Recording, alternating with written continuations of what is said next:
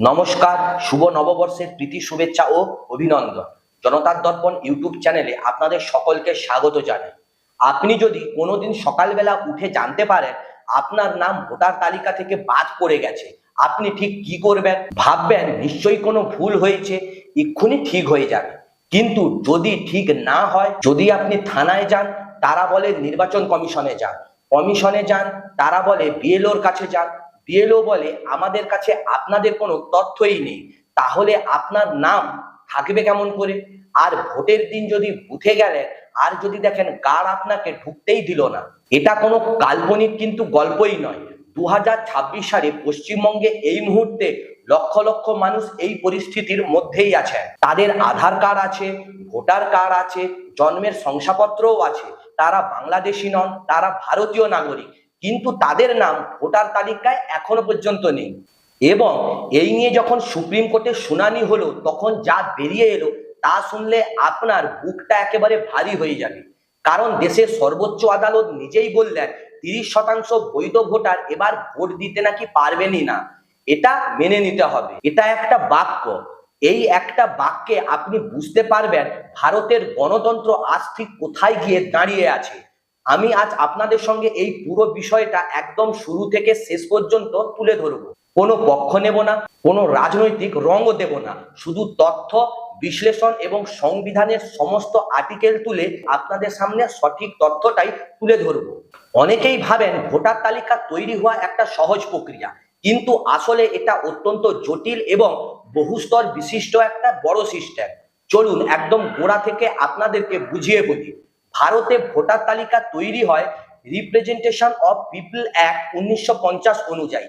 এই আইন বলে প্রতিটি বিধানসভা বা লোকসভা কেন্দ্রের জন্য একটি আলাদা ভোটার তালিকা থাকবে। সেই তালিকায় নাম থাকলেই ভোট দিতে পারবেন। তালিকায় নাম ওঠানোর জন্য শর্ত কি না, বয়স হতে হবে 18 বা তার বেশি, ভারতীয় নাগরিক হতে হবে এবং ওই কেন্দ্রে বসবাস করতে হবে। কারা বানায় এই ভোটার লিস্ট? এখানে 3টি স্তর রয়েছে। প্রথম স্তর বিএলও বা বুথ লেভেল অফিসার। প্রতিটি বুথের জন্য একজন করে বিএলও থাকেন। তিনি সাধারণত একজন সরকারি কর্মচারী, যেরকম স্কুল শিক্ষক, পোস্টম্যান বা অন্য কোনো সরকারি কর্মী হন। তার কাজ হলো তার এলাকার বাড়ি বাড়ি ঘুরে ভোটারদের তথ্য সংগ্রহ করা এবং তালিকা আপডেট রাখা।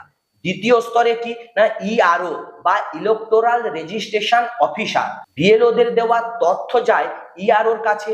ইআরও হলেন সাধারণত একজন এসডিও বা সমমানের আধিকারিক, তিনি তথ্য যাচাই করে তালিকা প্রস্তুত করেন। তৃতীয় স্তর কি না, নির্বাচন কমিশন। ইআরওর তৈরি তালিকা যায় রাজ্যের মুখ্য নির্বাচনী আধিকারিকের কাছে, সেখান থেকে যায় ভারতের নির্বাচন কমিশনে। সব যাচাই হলে চূড়ান্ত তালিকা প্রকাশিত হয়। এখন প্রশ্ন হলো এই সিস্টেমের নাম কিভাবে বাদ করতে পারে? বেশ কয়েকটা উপায় আছে। প্রথমত ডিলিটেশন ফর নন রেসিডেন্টস। কেউ যদি ঠিকানা পরিবর্তন করেন এবং পুরনো ঠিকানায় যোগাযোগ না করা যায়, তাহলে বিএলও সেই নাম বাদ দিতে পারেন। দ্বিতীয়ত ডুপ্লিকেট এন্ট্রি। একই ব্যক্তির নাম দুটো জায়গায় থাকলে একটা নাম বাদ যায়, কিন্তু মাঝে মাঝে ভুলে আসল এন্ট্রি বাদ পড়ে যায়। তৃতীয়ত ডেট ভোটার ডিলিটেশন। কেউ মারা গেলে তার নাম বাদ দেওয়া হয়, কিন্তু একই নামের জীবিত ব্যক্তির নাম মাঝে মধ্যে ভুলবশত বাদ যায়। চতুর্থত ফর্ম 7। কেউ যদি অভিযোগ করে যে এই ব্যক্তি এখানে থাকেন না, সেই ব্যক্তির নামও কিন্তু বাদ করতে পারে ফর্ম 7 অ্যাপ্লিকেশনের মাধ্যমে। এবং এটাই সবচেয়ে বিপজ্জনক, কারণ এই ফর্ম 7 কে রাজনৈতিক উদ্দেশ্যে ব্যবহার করা সম্ভব। বন্ধুরা, এই শেষের পয়েন্টটা মনে রাখুন, কারণ পশ্চিমবঙ্গের অভিযোগের কেন্দ্র হলো এই ফর্ম 7। পশ্চিমবঙ্গে ঠিক কি হয়েছে? 2025 সালের শেষ দিক থেকে পশ্চিমবঙ্গে অভিযোগ উঠতে শুরু করে বিভিন্ন জেলায় বড় সংখ্যক ভোটারের নাম তালিকা থেকে বাদ করছে। মুর্শিদাবাদ, মালদা, উত্তর দিনাজপুর, নদিয়া এই জেলাগুলি থেকে সবচেয়ে বেশি অভিযোগ। এবং এই জেলাগুলির মধ্যে একটি মিলও আছে, এগুলি মুসলিম অধ্যুষিত জেলা এবং বিজেপির দাবি এখানে বাংলাদেশি অনুপ্রবেশকারীরা ভোটার তালিকায় রয়েছে। নির্বাচন কমিশন তাই যাচাই শুরু করে, কিন্তু যাচাইয়ের প্রক্রিয়ায় অনেক বৈধ ভারতীয় নাগরিকের নামও বাদ পড়ে যায়। মানে ভালো উদ্দেশ্যে শুরু হওয়া একটা প্রক্রিয়া বাস্তবায়নে ব্যর্থ হলো এবং ক্ষতিগ্রস্ত হলেন সাধারণ মানুষ। কিন্তু বন্ধুরা, গল্পটা কিন্তু এখানেই শেষ নয়। তৃণমূল কংগ্রেস বলছে এটা শুধুমাত্র ভুল নয়, এটা একটা পরিকল্পিত চক্রান্ত। তাদের যুক্তি শুধু মুসলিম বা বিরোধী ঘেঁষা এলাকাতে কেন বেশি নাম বাদ পড়ছে, শুধু নির্দিষ্ট কেন্দ্রে কেন এত বড় পরিবর্তন, এই প্রশ্নের উত্তর কিন্তু এখনো স্পষ্ট নয়। কিন্তু প্রশ্নটা আছে এবং এই প্রশ্নই মানুষকে আদালত পর্যন্ত নিয়ে গেছে। যখন হাজার হাজার মানুষের নাম বাদ করতে শুরু করলো, তখন বিভিন্ন পক্ষ সুপ্রিম কোর্টে গেল, কিছু সাধারণ নাগরিক নিজেরা গেলেন, কিছু রাজনৈতিক দল গেল, কিছু নাগরিক সংস্থা গেল। তারা বললেন এই পরিস্থিতি গণতন্ত্রের জন্য বিপজ্জনক, লক্ষ লক্ষ বৈধ ভোটার তাদের অধিকার থেকে বঞ্চিত হচ্ছেন, আদালত হস্তক্ষেপ করুন। সুপ্রিম কোর্ট বিষয়টা অত্যন্ত গুরুত্বের সঙ্গে নিলেন। তারা প্রথমে নির্বাচন কমিশনকে নোটিশ পাঠালেন, পশ্চিমবঙ্গ সরকারকে ডাকলেন, সব পক্ষের কথা শুনলেন, তারপর একটা সমাধানের পথ বার করলেন, বিশেষ ট্রাইব্যুনাল গঠন করার নির্দেশ দিলেন। সুপ্রিম কোর্ট নির্দেশ দিলেন পশ্চিমবঙ্গে একটি বিশেষ ব্যবস্থা করতে হবে, যেখানে বাদ পড়া ভোটাররা তাদের দাবি জানাতে পারবেন, বৈধতা প্রমাণ করতে পারবেন, এবং এই ট্রাইব্যুনাল পরিচালনা করবেন প্রাক্তন বিচারপতিরা, যাতে স্বচ্ছতা একেবারে নিশ্চিত হয়। 19 জন প্রাক্তন বিচারপতি এই কাজে যুক্ত হলেন। তারা সবাই অবসরপ্রাপ্ত, তারা কলকাতা হাইকোর্ট বা অন্য হাইকোর্টের প্রধান বিচারপতি। তারা পশ্চিমবঙ্গের বিভিন্ন জেলায় বসবেন, আবেদন শুনবেন, নথিপত্র দেখবেন এবং সবশেষে নিরপেক্ষভাবে সিদ্ধান্ত নেবেন। কাগজে দেখলে মনে হবে এটা একটা দুর্দান্ত ব্যবস্থা, কিন্তু বাস্তবে এই ব্যবস্থায় এত ফাঁক ফোকর আছে যে অনেকেই এটাকে যথেষ্ট বলে কিন্তু মনে করছেন না। কিন্তু কেন, সেটা বুঝবো একটু পরেই। এখানে একটা মজার বিষয় আছে। তৃণমূল কংগ্রেস একদিকে বলছে এই নাম বাদ করার জন্য নির্বাচন কমিশন দায়ী, কিন্তু অন্যদিকে তৃণমূলের সাংসদ কল্যাণ বন্দ্যোপাধ্যায় সুপ্রিম কোর্টে আবেদন করলেন। তিনি বললেন ট্রাইব্যুনাল থেকে যারা ছাড়পত্র পাবেন তাদের এবারের নির্বাচনে ভোট দিতে দেওয়া হোক, এটা একটা স্বাভাবিক এবং যুক্তিসম্মত দাবি। কিন্তু সুপ্রিম কোর্ট কি বললেন? সুপ্রিম কোর্ট বললেন একদমই নয়, এবং তার কারণটা জানলে আপনি বুঝবেন এই পুরো সিস্টেমটা ঠিক কতটা জটিল এবং ভারতবর্ষের গণতন্ত্র ঠিক কোন দিকে এগোচ্ছে। সুপ্রিম কোর্ট সবার প্রথমে যে কারণটা বললেন সেটা হলো ভোটার তালিকা এখন ফ্রিজ হয়ে গেছে। ভোটার তালিকা ফ্রিজ মানে কি, এটা বুঝতে হলে নির্বাচনের সময়সীমা বুঝতে হবে। ভারতের নির্বাচনের তারিখ ঘোষণা হওয়ার পরে নির্দিষ্ট কিছু কাজ কিন্তু বন্ধ হয়ে যায়। একটা নির্দিষ্ট তারিখের পরে ভোটার তালিকায় আর কোনো পরিবর্তন করা যায় না। এই তারিখটাকে বলা হয় কোয়ালিফাইং ডেট। এই তারিখের পরে না নতুন নাম যোগ করা যায়, না পুরনো নাম বাদ দেওয়া যায়। তালিকা যা আছে তাই চূড়ান্ত। কেন এই নিয়ম? কারণ নির্বাচনের মাত্র কয়েকদিন আগে তালিকায় বড় পরিবর্তন করলে কারচুপির সুযোগ থাকে। কেউ নাম যোগ করে দিতে পারেন বা কেউ নাম বাদ দিয়ে দিতে পারেন।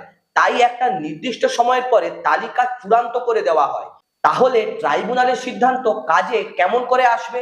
এখানেই হচ্ছে বড় সমস্যা। ট্রাইব্যুনাল এখন কাজ করছে, মানুষেরা আবেদন করছেন। ট্রাইব্যুনাল হয়তো বললেন হ্যাঁ এই ব্যক্তি বৈধ ভোটার, কিন্তু তাতে কি?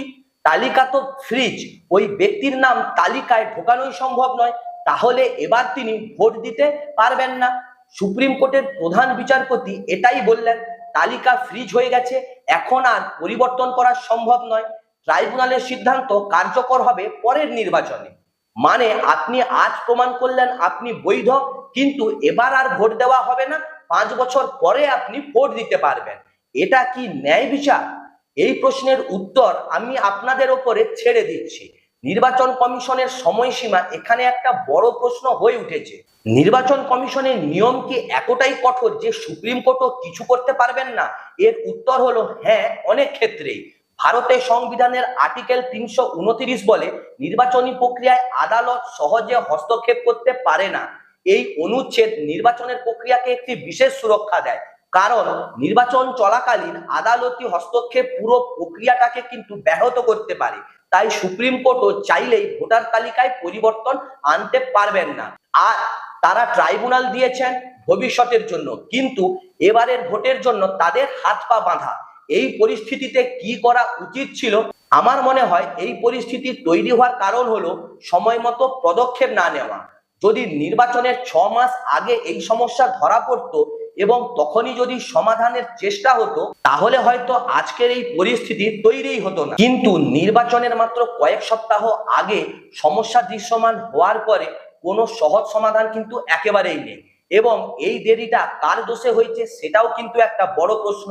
এখন আসুন এই শুনানির সবচেয়ে বিস্ফোরক অংশ। বিচারপতি জয় মাল্য বাগচি একটা মন্তব্য করলেন এবং সেই মন্তব্যটা নিয়ে সারা দেশে এখন আলোচনা হচ্ছে। তিনি বললেন, ট্রাইব্যুনালে যারা কাজ করছেন সেই প্রাক্তন বিচারপতিরা প্রচন্ড চাপের মধ্যে কাজ করছেন, অল্প সময়ের মধ্যে বিশাল কাজ, তাই 100% নির্ভুল কাজ আশা করা বাস্তবসম্মত নয়। যদি 70% কাজও নির্ভুল হয় সেটা প্রশংসনীয়। এই কথাটার মানে কি? এর মানে হলো ট্রাইব্যুনাল স্বীকার করছে যে 30% ক্ষেত্রে ভুল হতেই পারে এবং সেই 30%-র মধ্যে পড়ে যাওয়া বৈধ ভোটার এবার ভোট দিতে পারবেনই না। এটা শুধু শতাংশের কথা নয়, এটা হলো মানুষের কথা। মনে করুন পশ্চিমবঙ্গে মোট 10 লক্ষ ভোটারের নাম ভুলভাবে বাদ করেছে। এর মধ্যে হয়তো 5 লক্ষ মানুষ ট্রাইব্যুনালে আবেদন করতে পারবেন, বাকিরা জানেনই না বা যেতে পারবেন না। সেই 5 লক্ষের মধ্যে 30% মানে 1.5 লক্ষ মানুষ ট্রাইব্যুনালের সিদ্ধান্তের ভুলের শিকার হবেন। 1.5 লক্ষ মানুষ বন্ধুরা, সংখ্যাটা কিন্তু যথেষ্টই। এরা কেবলমাত্র সংখ্যা নয়, এরা প্রত্যেকেই কিন্তু মানুষ। প্রত্যেকের একটা জীবন আছে, একটা পরিচয় আছে, একটা গণতান্ত্রিক অধিকার আছে এবং সেই অধিকার থেকে তারা বঞ্চিত হবেন কোনো দোষ না করেও। কিন্তু বিচারপতির কথাটা কি ভুল? এখানে একটা কথা বলা দরকার। বিচারপতির কথাটা হয়তো বাস্তবসম্মত, সত্যি ট্রাইব্যুনালের মানুষেরা অসম্ভব চাপের মধ্যে কিন্তু কাজ করছেন, অল্প সময়ের মধ্যে বিশাল কাজ, 100% নির্ভুলতা আশা করা সম্ভব নয়।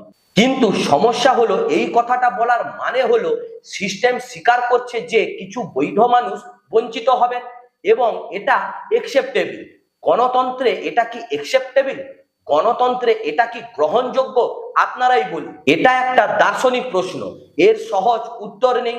কিন্তু আমার মনে হয় যখন কেউ বৈধ এবং সিস্টেমের ভুলে তার নাম বাদ করছে, তখন সেই মানুষটাকে ভোট দেওয়া থেকে বঞ্চিত করাটা কোনো মতেই কিন্তু সমর্থনযোগ্য নয়। এই পরিস্থিতির দায় কার? দায় কিন্তু অনেকেরই। সবার প্রথম দোষী নির্বাচন কমিশন, কারণ তারা যাচাই প্রক্রিয়ায় যথেষ্ট পরিমাণে সতর্ক ছিলেন না। রাজ্য সরকারও দায়ী, কারণ বিএলওরা রাজ্যের অধীনে এবং তাদের উপর সম্ভাব্য রাজনৈতিক চাপ ছিল। এবং কিছুটা সিস্টেমের দোষ, কারণ ভোটার তালিকা আপডেটের প্রক্রিয়ায় যথেষ্ট পরিমাণে স্বচ্ছতা নেই। এখন আসুন এই শুনানির সবচেয়ে গুরুত্বপূর্ণ আইনি প্রশ্নে। আদালত বললেন ভোট দেওয়া মৌলিক অধিকার নয়। এই কথাটা অনেককে কিন্তু অবাক করেছে, অনেকে রাগও করেছেন। কিন্তু এটা কি সত্যি এবং এটা আসলে কি বোঝায়? ভারতের সংবিধানের 3য় ভাগে মৌলিক অধিকার আছে, আর্টিকেল 12 থেকে আর্টিকেল 35। এর মধ্যে আছে বাঁচার অধিকার, বাক স্বাধীনতা, ধর্মের নিরপেক্ষতা, শিক্ষার অধিকার, সমতার অধিকার। এগুলো এমন অধিকার যা রাষ্ট্র সহজে কিন্তু কাটতে পারে না। এগুলো সংবিধান সংশোধন ছাড়া পরিবর্তন করা কিন্তু যায় না। ভোটার অধিকার কোথায় আছে? ভারতের সংবিধানে ভোটার অধিকার সরাসরি মৌলিক অধিকার হিসেবে কিন্তু একেবারে নেই। আর্টিকেল 326 বলে সংসদ এবং বিধানসভার নির্বাচন প্রাপ্তবয়স্ক ভোটাধিকারের ভিত্তিতে হবে, কিন্তু এটা একটা নির্দেশিকা, এটা মৌলিক অধিকার নয়। মৌলিক অধিকার পাওয়া যায় 3য় ভাগে, আর্টিকেল 326 আছে 15 ভাগে। তাই আইনগতভাবে ভোটের অধিকার একটি স্ট্যাটিউটারি রাইট, মানে এটা একটা রিপ্রেজেন্টেশন অফ পিপল অ্যাক্টের অধীনে। এবারে আসি স্ট্যাটিউটারি রাইট মানে কি। স্ট্যাটিউটারি রাইট মানে এটা আইনের দ্বারা দেওয়া অধিকার এবং আইনের নিয়ম না মানলে এই অধিকার পাওয়া যায় না। ভোটের ক্ষেত্রে তালিকায় নাম থাকতে হবে, বয়স হতে হবে, নাগরিক হতে হবে। এই শর্তগুলো পূরণ না হলে ভোট দেওয়া যাবেই না। ফান্ডামেন্টাল রাইট বা মৌলিক অধিকার হলে রাষ্ট্র কোনো অজুহাতে এটা কাটতে পারতো না। এটা কি ন্যায়সঙ্গত? অনেক আইন বিশেষজ্ঞ মনে করেন এই বর্তমান ব্যবস্থা যথেষ্ট নয়। গণতন্ত্রের মূল ভিত্তি হলো ভোট। যদি ভোটের অধিকার মৌলিক না হয় তাহলে গণতন্ত্রের ভিতটাই কিন্তু একেবারে দুর্বল।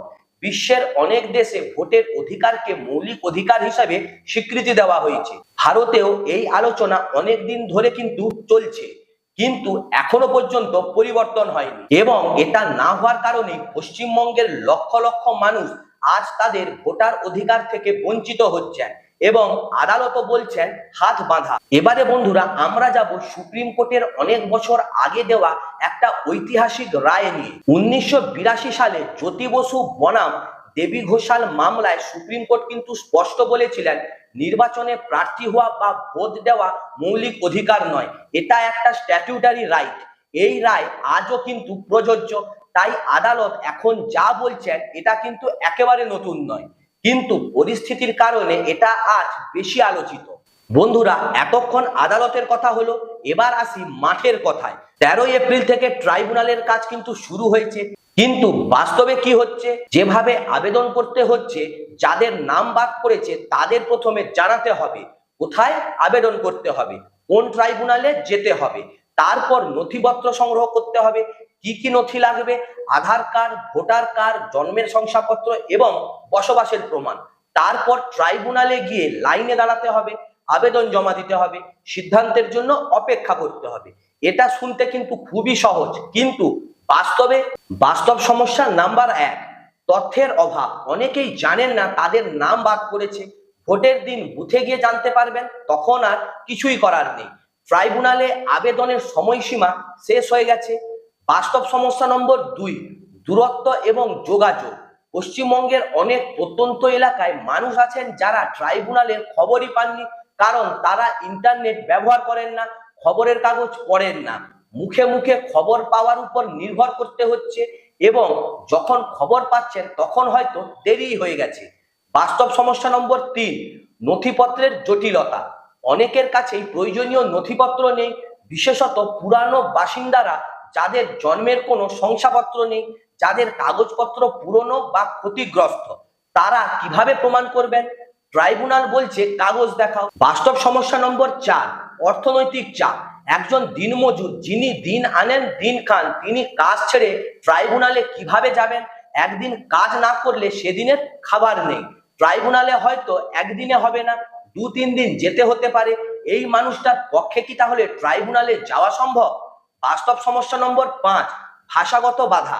ট্রাইব্যুনালের ফর্ম বাংলায় আছে, কিন্তু পশ্চিমবঙ্গের অনেক জেলায় উর্দু বা হিন্দি ভাষাভাষী মানুষও রয়েছেন, তারা ফর্ম ফিল আপ করতেই পারছেন না। আইনি সহায়তা পাওয়ার সুযোগ কতটুকুই বা আছে? এই 5টা সমস্যার কথা বললাম। এই 5টা সমস্যা তো একেবারেই আছে, এবং প্রতিটা সমস্যা একজন বৈধ ভোটারকে তার অধিকার থেকে দূরে রাখছে। ট্রাইব্যুনাল আছে, কিন্তু ট্রাইব্যুনাল পর্যন্ত পৌঁছানোর পথটাও অনেকের জন্যই কিন্তু বন্ধ। এবারে বন্ধুরা, রাজনৈতিক দিক থেকে একটু দেখা যাক এই পুরো ঘটনাটাই প্রধান রাজনৈতিক দলগুলো ঠিক কি বলতে চাইছে। তৃণমূল কংগ্রেস বলতে চাইছে এই পুরো বিষয়টাকে নির্বাচন কমিশনের ব্যর্থতা হিসেবে দেখাতে। তাদের যুক্তি, কেন্দ্রের চাপে নির্বাচন কমিশন বাংলাদেশি অনুপ্রবেশকারী খোঁজার নাম করে বৈধ ভোটারদের তালিকা থেকে বাদ দিয়েছে। তৃণমূল এটাকে রাজনৈতিক ষড়যন্ত্র মনে করছে, এবং ট্রাইব্যুনাল থেকে বৈধতা পাওয়া ভোটারদের এবার ভোটে ভোট দেওয়ার অধিকার দিতে চাইছে, কারণ এতে তাদের ভোট ব্যাংক কিন্তু বাড়বে। বিজেপি কি বলছে?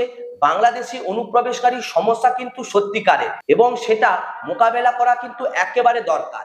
কিন্তু তারাও চাইছে না যে বৈধ ভোটাররা বঞ্চিত হোক, কারণ তাদেরও কিন্তু ভোট ব্যাংক যথেষ্ট ক্ষতিগ্রস্ত হতেই পারে। নির্বাচন কমিশন বলছে আমরা নিয়ম মেনেছি, যা হয়েছে সেটা আইনি প্রক্রিয়ার অংশ, কিন্তু তারা সুপ্রিম কোর্টের ট্রাইব্যুনালের নির্দেশ মেনে নিয়েছে। সত্যি কথা হলো, এই পুরো ঘটনায় প্রতিটি রাজনৈতিক দল তাদের নিজস্ব স্বার্থ দেখছে। তৃণমূল চাইছে ভোটার ফেরত পেতে, বিজেপি চাইছে অনুপ্রবেশকারী মুক্ত ভোটার লিস্ট, কিন্তু কেউ আসলে সাধারণ মানুষের কথাই ভাবছে না। যে মানুষটা জীবনে কোনোদিন রাজনীতি করেনি, শুধু ভোট দিতে চেয়েছেন, তিনি এই রাজনৈতিক লড়াইয়ের মাঝখানে কিন্তু পিছে যাচ্ছেন। এটাই হলো সব থেকে বড় ট্র্যাজেডি। এই পুরো ঘটনা দেখলে একটা বড় প্রশ্ন কিন্তু মনে আসে, ভারতের গণতন্ত্র ঠিক কতটা শক্তিশালী? ইতিবাচক দিক থেকে বলতে গেলে সুপ্রিম কোর্ট সবর হয়েছেন, এটা একটা গণতন্ত্রের শক্তি। মানুষ আদালতে যেতে পেরেছেন, এটাও কিন্তু গণতন্ত্রের শক্তি। মিডিয়া খবর করছে, সামাজিক মাধ্যমেও আলোচনা হচ্ছে, এটাও কিন্তু একটা গণতন্ত্রের শক্তি। গণতন্ত্রের দুর্বলতাও কিন্তু কিছুটা আছে, ভোটার তালিকায় রাজনৈতিক হস্তক্ষেপের সুযোগও আছে, এটা কিন্তু দুর্বলতা। সিস্টেমের ভুলে বৈধ মানুষ বঞ্চিত হচ্ছেন, এবং আদালত বলছেন তাদের হাত পা বাঁধা, এটা কিন্তু একটা দুর্বলতা। অর্থাৎ 30% অ্যাকসেপ্টেবল এরর, এই কথাটা বলতে হচ্ছে, এটাও কিন্তু একটা দুর্বলতা। আজকের ভিডিওটি ভালো লাগলে অবশ্যই লাইক, কমেন্ট এবং শেয়ার করুন। কোনো মতবাদ থাকলে এই ভিডিওটা সম্পর্কে অবশ্যই কমেন্ট সেকশনে জানান। দেখা হচ্ছে নেক্সট ভিডিও।